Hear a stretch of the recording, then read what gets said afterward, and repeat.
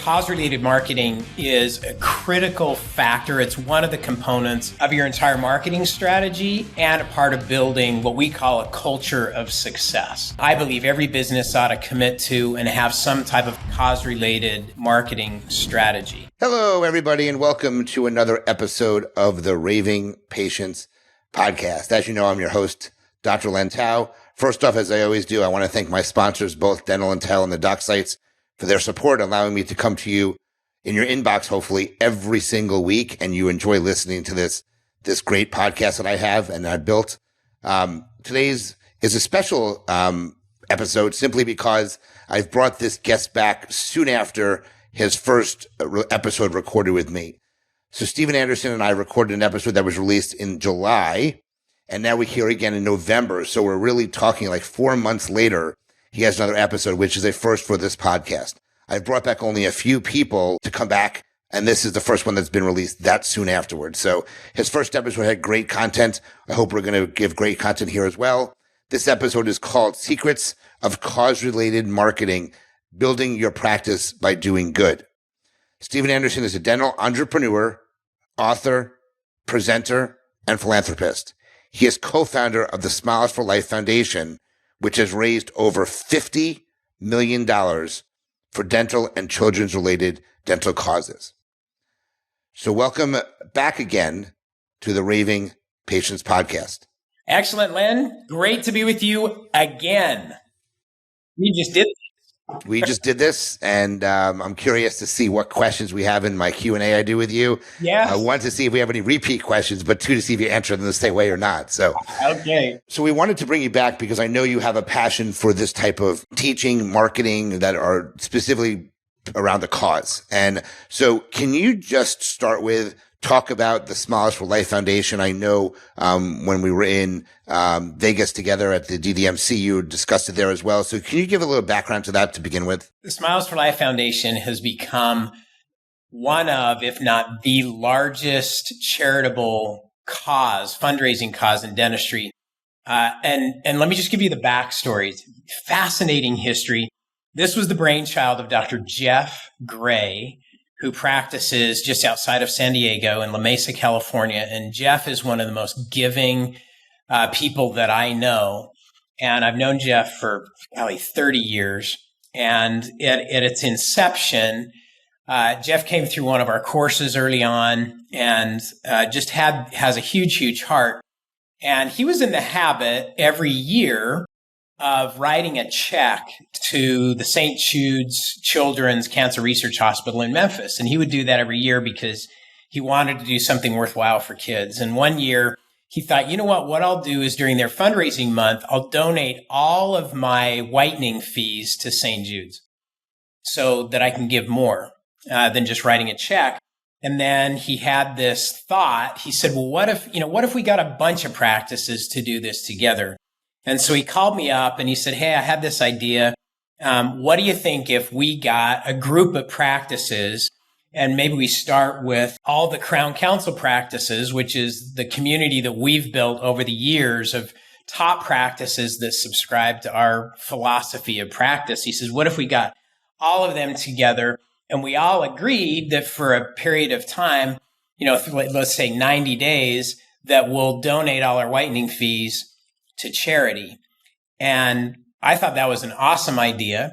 And then we upped it a little bit and he goes, what if we got a supplier to donate all of the whitening materials at cost, right? So that we could give more money to charity. And so we called up Dr. Bill Dorfman and Robert Heyman, who were at the time the founders of Discus Dental. And they didn't know us. But we told them what our idea was. They said, give us a minute, we'll call you back. They called us back the same day and they said, we will not sell you the whitening material at cost. We will give it to you plus the shipping. So they signed on in the very beginning with no idea of what this was going to be like to donate all the whitening material, including all the shipping costs. And off we went. Really didn't have any idea of what we were doing. We had over 300 practices that participated in the first year of the Smiles for Life campaign. and it raised over $1 million in 90 days. It was shocking to us. We didn't have any idea that it was going to do what it did. And fast forward then the next year through a serendipitous meeting, Dr. Jeff Gray met with Garth Brooks, who signed on as the celebrity spokesperson for the campaign. We just put the X factor on the entire campaign. And so to date, the Smiles for Life Whitening campaign has raised over $50 million for children's and dental related charitable projects all over the United States and all over the world. And so it's a great example, Len, of what in business is what's called cause related marketing. So it's a way to market your business, or in this case, your practice, in conjunction with a worthy cause, right? Something. And here's the interesting data behind this is Roper Starch Worldwide, which is a consumer survey research company, did some fascinating research where they found that 67% of consumers, when they're making a choice between two different brands or two different places to shop, that they prefer to do business with an organization that is involved in some type of cause-related marketing. In other words, that they're something in what they do is engaged in what I call doing good. So think Target, for example. So when you walk into Target, one of the first things that you see is their commitment to local schools. So they donate a percentage of their revenue to local schools to improve education. Think Paul Newman salad dressing, Paul Newman food. So Paul Newman launched his entire food line on the shoulders of a cause. And basically on every label that you see when you go to the grocery store and you see all the Paul Newman salad dressing, it has on the label that all proceeds after taxes are donated to charity. Paul Newman once said that his food company did far more revenue than anything he ever did in Hollywood. It eclipsed everything. Now, part of that is he's a celebrity, right? So it's got some appeal, and the fact that it's tied into a worthy cause. Think Tom's Shoes, right? That donates a pair of shoes for every pair that you buy for people that otherwise would have no shoes. So we see examples of this all over in our consumer life. So it has an impact, and it gives, as a business or a practice, gives you an opportunity to engage with people at a different level, at an emotional level, to say, yes, in this case, what we do with the Smiles for Life Whitening campaign is you can come in and get your teeth whitened, which is great. You'll feel good. And at the same time, you'll help someone else feel good as well, because all of the money you pay is going to a worthy project, a charitable cause that will improve someone's life. And that's where the engagement takes place. Now, obviously, you've set this up to help practices have an easy way to do some cause-related marketing in their practice. But this also doesn't stop somebody from doing something on their own, okay? So what I thought was really interesting was, prior to us recording, I asked you a question about my event in 2024.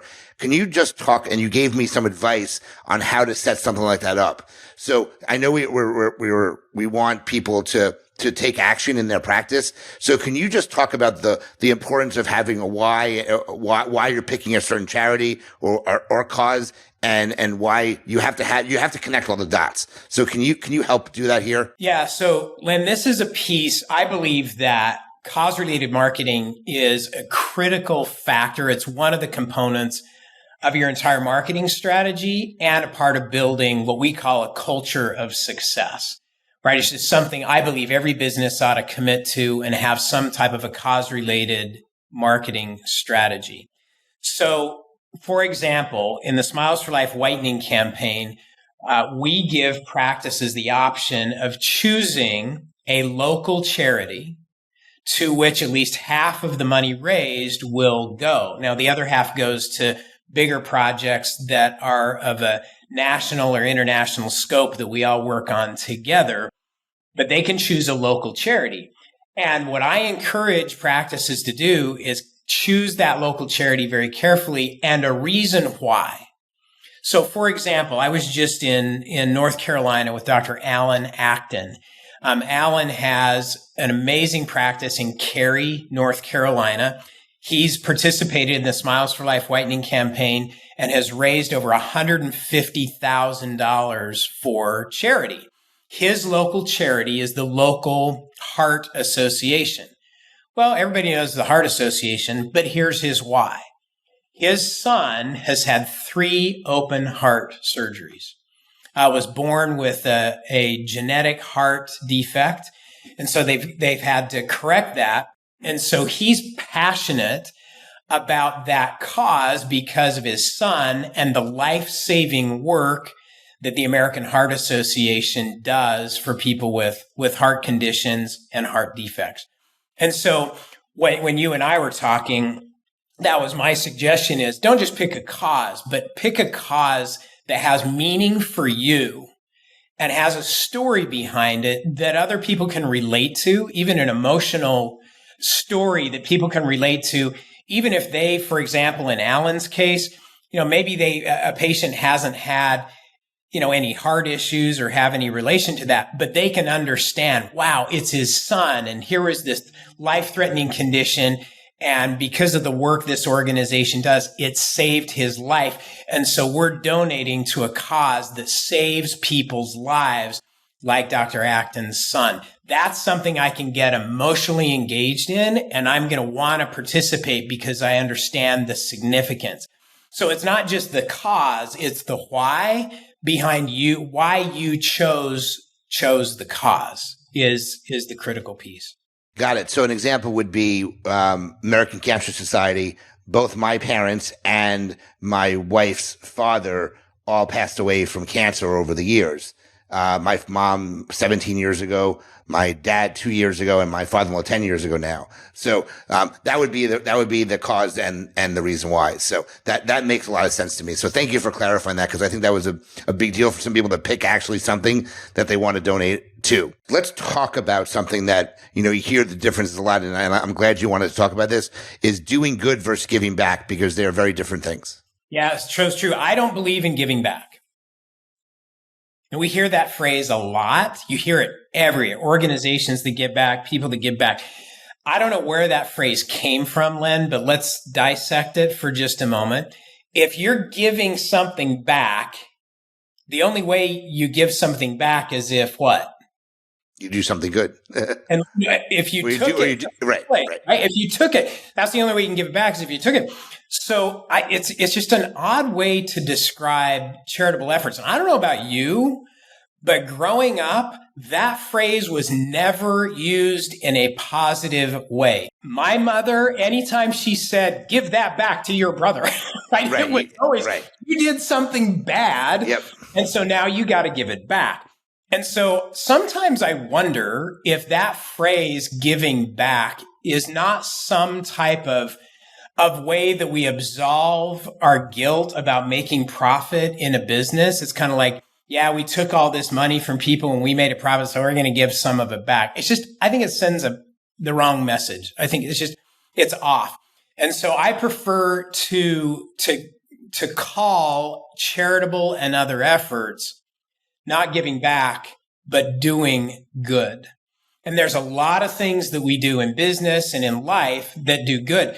Beyond just, it's a much broader umbrella. It's not just charitable things, but and one of the things, Len, that I challenge practices to do is to make a list of all the things you do that do good. For example, you're providing jobs in your community. That's doing good. You're improving people's lives. That's doing good. You're curing the most prevalent, widespread disease in the world, which is periodontal disease. You know how I know that, Len, by the way?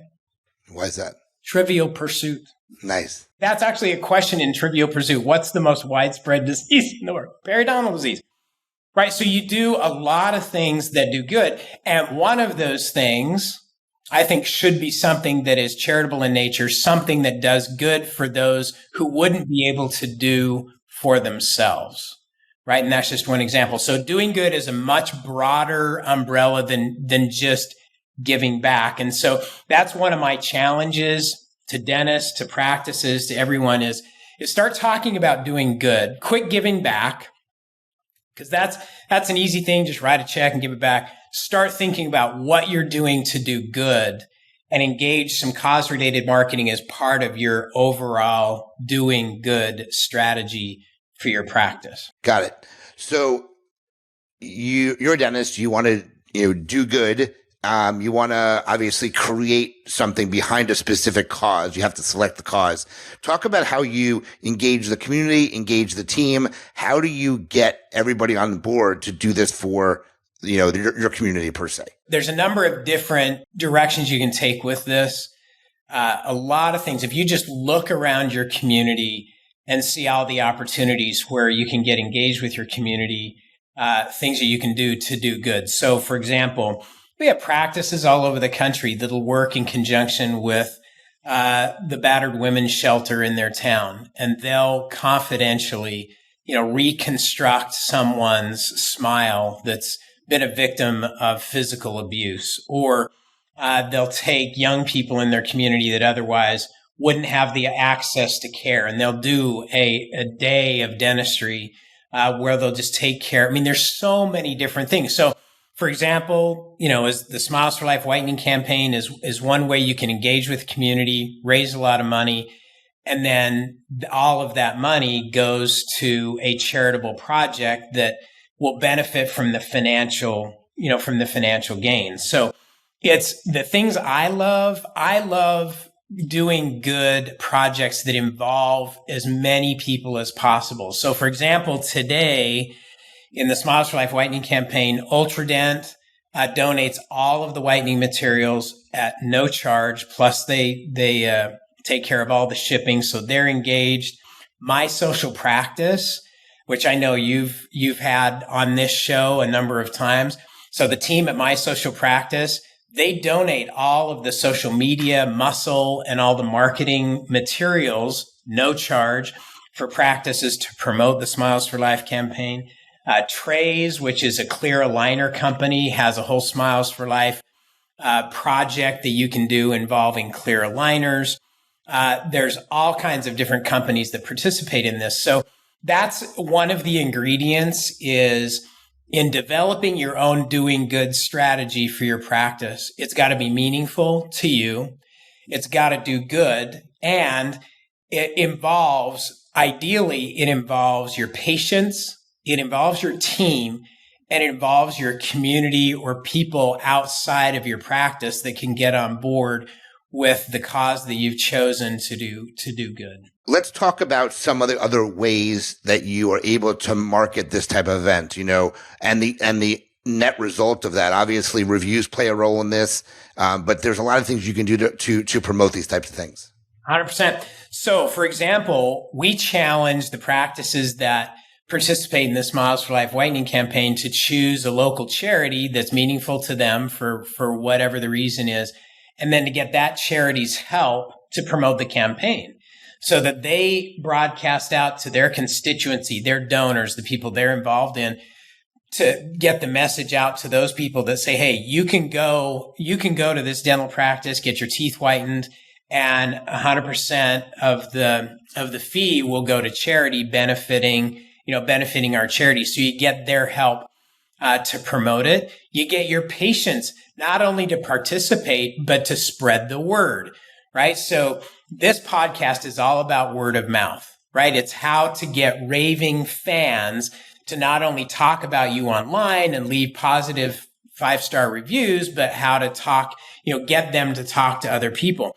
So this is a great way to engage your patients in telling other people about your practice, to say, hey, here's some things you can post on your social media about the Smiles for Life whitening campaign to get your friends and neighbors, if they want to come in and get their teeth whitened, then it all goes to a good cause. So you allow your patients to talk about you, give them something to talk about. That was a famous song. I think Bonnie Raitt sang that song. I'm not going to sing it for you, Len. Neither am I.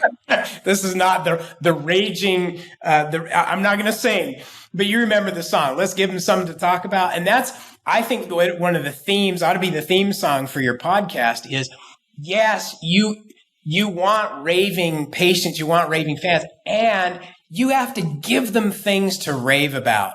You got to come up with new things all the time. Yes, you give them a great experience, and having some type of cause-related effort that you're engaged in, that you can engage your patients to give them something to talk about with other people, with their friends, their family members, their coworkers, to get them excited about, cause, and this is what my dental office is doing, and you really need to go get your teeth whitened. And this is a great time to do it. Gotcha. And then the last topic that I want to bring up before we switch to some Q&A, which I love, is the overall success of the practice. How do you create a culture of success in your practice?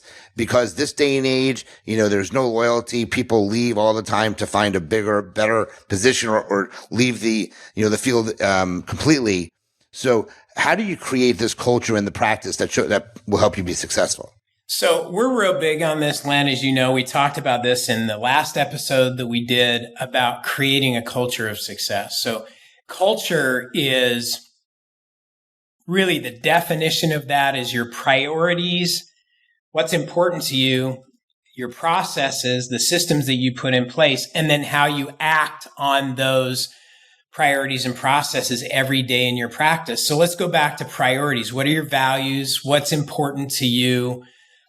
What really is top priority list for you? And so one of the things that we encourage practices to do as part of that culture of success is, what are you doing to benefit those who otherwise wouldn't benefit, or others that wouldn't have the help that they need? That's part of a culture of success. If I'm working as a team member for a practice that's doing good, that creates a different type of a culture than a practice that isn't. It's got some heart in it. Like, we're doing things. Yes, we're changing people's lives by the service that we provide, but we're also doing some things beyond that do good, of a charitable nature. It changes the culture of the practice for the positive. So that's why I say every practice that wants a culture of success needs to include some type of cause-related marketing as part of their strategy, some aspect of doing good, because it engages your patients, it engages your team, it creates a positive culture. And every practice, every team member, and every patient wants that kind of culture. So as an example of that, in a recent study that was done, a patient survey study that was done nationwide, they found that the vast majority of patients said that the number one characteristic that they look for in a dentist is they want a dentist who understands them. In other words, yes, they want somebody who is credible and knows their stuff, but over and above that, they want somebody who's got a heart for other people, a heart for them that understands other people.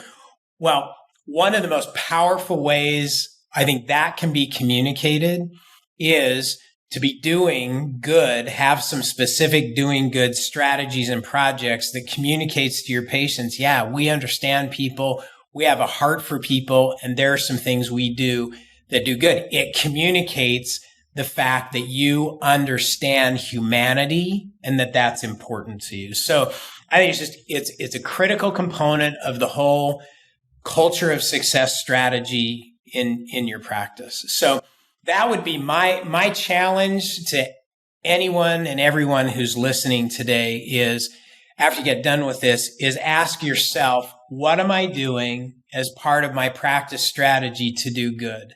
And I don't care whether you own the practice or not. This doesn't have anything to do with practice ownership. This has to do with you as a person. You can do this individually. You can do it as part of your overall practice strategy. But everybody should have that as part of their own personal and their professional culture of success. So that would be so here would be another resource and recommendation, Len, is, we've taken years to refine this whole doing good model.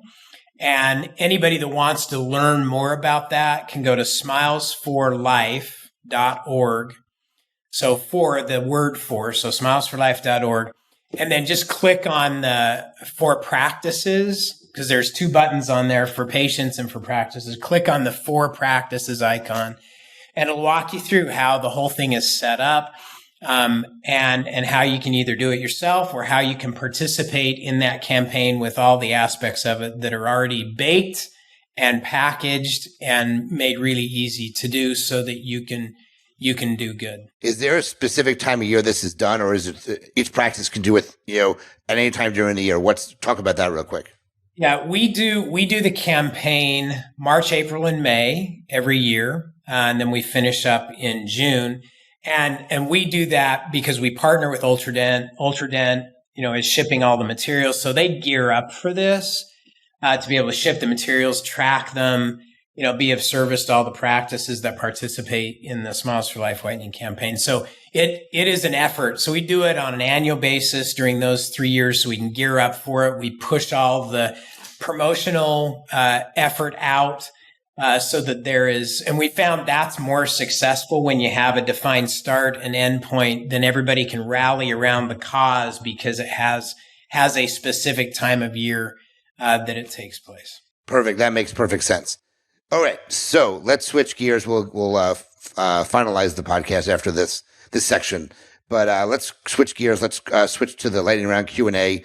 For those that haven't listened to an episode before, during these episodes, I take 8 to 10 questions from an app called Poddex. They're all business-related questions, and the guest is supposed to answer them fairly quickly, no long, drawn-out answers. We want this to be like I have not been tipped off on this, so this is like off the top of my head. Here we go. First question, what's your media diet like? How do you limit media consumption? I'm an avid reader, so I'm 95% auditory, so I have wicked retention if I hear it.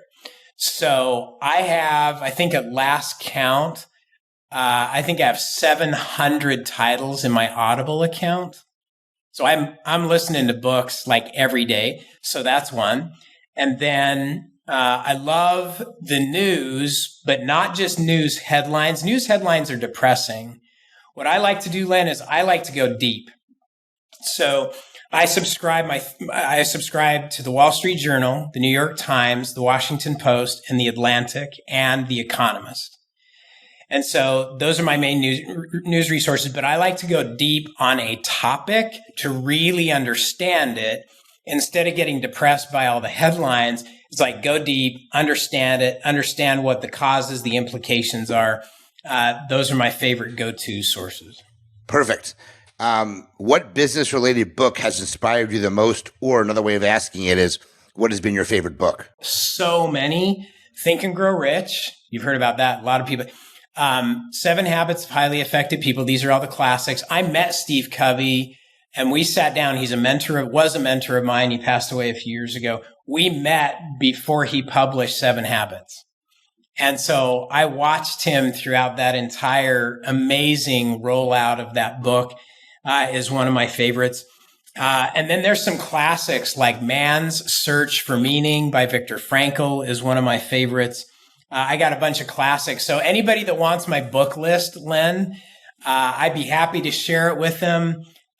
You can just email me at steve@stephenjanderson.com and I'll send you my top 20 books. You ask for one, I'll give them 20. That's nothing wrong with that. That's good. More the merrier. What is the part of your life experience that you would have altered if you had a chance to? That I would have altered. I'll tell you this one. I shared this just a couple of weeks ago. Speaking of doing good. So one of the programs that we do through one of our charities is called Eagle University, Eagle U for short. It's a week-long program for high school and college students. And it gives them a 7-year head start on their career. So we go through and just give them all kinds of life hacks that'll get them further faster. And one of the things that I shared with them, if I had a do-over, is I ask them to consider, the high school students as they're making their college choice, is that it's always a good idea, if you can, to go to school where you're going to end up living. Because you'll spend 4 years in college developing a network, developing friends, and most of those are going to be in the local area. So if you can have enough foresight to say, this is where I'm going to land, go to school in the place where you're going to ultimately stay, because you'll build a whole network there that you can use for the rest of your career. I didn't do that. I wish somebody would have planted that seed in my mind, because I think it's a great strategy. Great. What would you say are 3 top skills that a successful entrepreneur needs? Ooh, okay. So these would be good for Abraham. These are going to be ones maybe you've never heard before. So confidence obviously is one of those. And I'll give you the actual prescription for that. My dad, who was ran the largest ad agency in the Western United States, was a big believer that out loud reading builds confidence. So on a regular basis, he'd take us down in the basement and he'd have us read something out loud, project across the room, be able to enunciate it, read it with the proper diction. And he claimed that was a confidence builder. So you need confidence in anything that you do. So if you want more confidence, read out loud. Number 2 is mentors. Nobody gets where they're going without being surrounded by positive influence. And so the entrepreneurial skill, is to reach out and surround yourself with positive influence with other people. We call it copy genius. Don't create mediocrity. Go find those that are doing things that you need to learn how to do and copy genius. And then the third is discipline. I'll take discipline any day over persistence.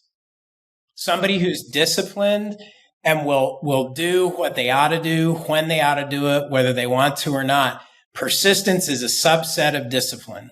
So be disciplined and stay on track. No matter what's going on, you just stay on track with those daily habits that will get you where you want to go. That's good. That's good. What profession do you think is one of the most undervalued today? Ooh, I think one of the most undervalued is education. We've got an education crisis in this country. There is just as big of a shortage of teachers as there are hygienists right now.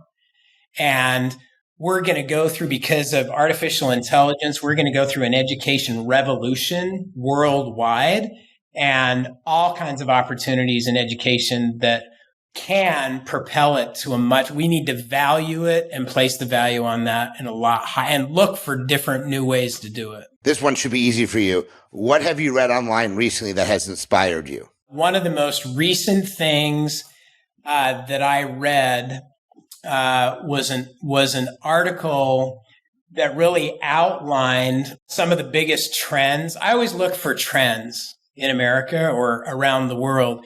And so I'm always looking for things that are percolating down below the radar that may not be noticeable to the general public, but where trends are going, where things are shifting. And so I'm always looking for trend related information. What's at the grassroots, because what starts on the fringe ends up in the center. Over time, it'll start off over here where nobody's noticing, and then it grows and grows and grows and ends up being the center deal. So always be looking for what's out there that maybe nobody else is paying attention to that can create a powerful trend. Okay, last question for me.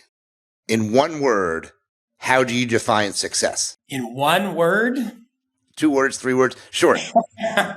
So the definition that I adopted a long time ago, Len, is one that I heard from Earl Nightingale. And it's not one word, but he said success is the progressive realization of a worthy ideal. Progressive realization of a worthy ideal. So you get to decide what that ideal is, and it's different for everybody. So success is something you get to define for yourself, not something that you have to subscribe to society's definition but you get to define and decide what the ideals are that are most important to you. And then it's an ongoing effort. You're never done. It's never baked and out of the oven. It is an ongoing, continuous process. That's really good. That was not one word. Sorry. No, but that was good. So that was great. You do a great job with those. You're one of the best at those types of Q&As. What's the best way for someone to find out more? I know you gave the website for Smiles for Life, but if they want to find out more, what's the best way to contact you or learn more about, what we call cause-related marketing? Cause-related marketing, doing good. So smilesforlife.org. And again, just click on the 4 practices button there. And there's all kinds of contact information and information on how to create a doing good strategy for your practice. And again, if you want my book list, I got my top 20 list, Len, of my favorite self-help business books of all time. Many of them were published decades ago. And my email address is just steve@StephenJAnderson, the letter J. So Stephen with a V, letter J, Anderson, SON.com. And just put top 20 book list and we'll shoot you a copy. Well, you are always giving some great information in these, and I really appreciate being part of it for the second time. Guys, if you like the episode, please share it. Please let your friends know. Please tell them to email Stephen if they have any questions regarding the Smiles for Life Foundation or the cause they are behind. And I just want to thank you, Stephen, for joining me again. You were great. And always remember, your reputation matters. Until the next episode, we'll talk to you soon.